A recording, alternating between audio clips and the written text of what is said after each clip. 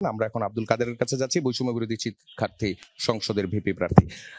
কাদের, নির্বাচনের পরিবেশ এখন পর্যন্ত কি? আপনি অভিযোগ পাল্টা অভিযোগগুলো শুনলেন, আপনার কি অবজারভেশন? মাঠে নির্বাচনী প্রচারণায় নেমে কি কি ধরনের প্রতিকূলতার মধ্যে পড়ছেন এবং বিশেষ করে সোশ্যাল মিডিয়া যা যা চলছে এগুলোর বিষয়ে কি হচ্ছে? জি, সবাইকে ধন্যবাদ জানাচ্ছি।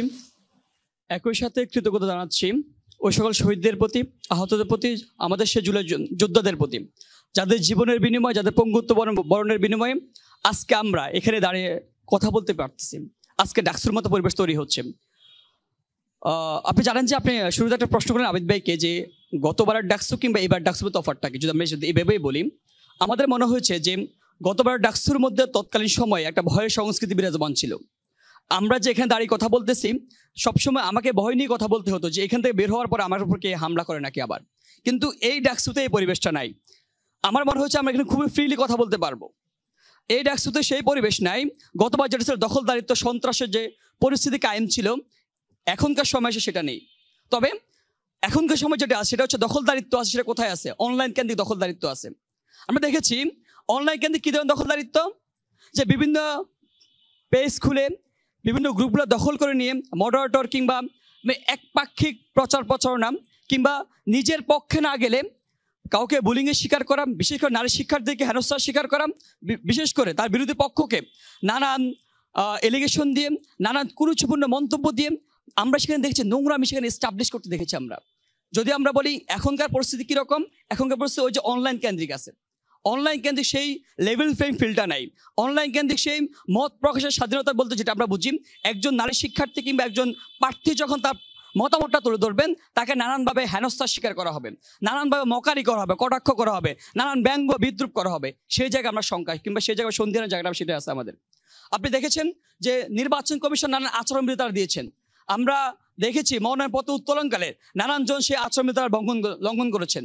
শুধু লঙ্ঘন করার মধ্যে তারা সীমাবদ্ধ থাকেন নাই, কিন্তু সেই আচরণবিধি লঙ্ঘন করে মুহুর্মুহুর করতালি দিয়ে তারা সেটা আবার ফেসবুক নিজস্ব সোশ্যাল মিডিয়ায় নিজস্ব অ্যাকাউন্ট তারা প্রচার করেছেন। এরই মধ্য দিয়ে একটা সংখ্যার জায়গায় শিক্ষার্থীর মধ্যে তৈরি হয় যে বা যারা আচরণবিধি তারা লঙ্ঘন করেছেন, একই সাথে নিজস্ব সোশ্যাল মিডিয়ায় সেটা প্রচারের মধ্য দিয়ে বিশ্ববিদ্যালয় প্রশাসন কিংবা নির্বাচন কমিশনের আচরণের প্রতি, আইনের প্রতি তারা বৃদ্ধাঙ্গুলি তারা দেখিয়েছেন। এটাই শিক্ষার্থীদের সংখ্যার জায়গাটা, আস্থার জায়গাটা, আশঙ্কার জায়গাটা। আপনি দেখেছেন যে আমরা কয়েকজন প্রার্থী শেখ ফজলুল মুজিব হলে যখন নির্দিষ্ট সময় পার হয়ে যাওয়ার পরে মনোনয়ন উত্তোলন করতে গেলেন, সাধারণ শিক্ষার্থীদের প্রতিরোধের মুখে পড়লেন। কিন্তু আমরা দেখেছি ছাত্র দলের পক্ষ থেকে সেই প্রতিরোধকে 1 ঘন্টা পরে সেটা সম্মেলনের মধ্য দিয়ে সাধারণ শিক্ষার্থীদের স্বতঃস্ফূর্ত যে প্রতিবাদ, সেই প্রতিবাদকে তারা মব বলে আখ্যায়িত করেছেন। আমরা দেখেছি সেই মবের পরিপ্রেক্ষিতে বিশ্ববিদ্যালয় প্রশাসন তারা বলতেছেন তারা নাকি সেটা খতিয়ে দেখবেন, তদন্ত করবেন। সেটাই শিক্ষার্থীদের আদতে আশঙ্কা জায়গা। আমরা দেখেছি একটা সংগঠন কিংবা গুটি কয়েক ব্যক্তি তারা মনোনয়নপত্র উত্তোলন করতে পারে না নির্দিষ্ট সময়ের মধ্যে। আমরা দেখেছি বিশ্ববিদ্যালয় ঠিক ওই দিন সময় পার হয়ে যাওয়ার পরে ক্রিয়েশন ছাত্র সংগঠন বলেন কিংবা সাধারণ শিক্ষার্থী বলেন, অ্যাকচুয়াল সাধারণ শিক্ষার্থী যারা, তাদের থেকে মতামত না নিয়ে বিশ্ববিদ্যালয় প্রশাসন, নির্বাচন কমিশন তারা একদিন সময় বাড়িয়ে নিয়েছেন।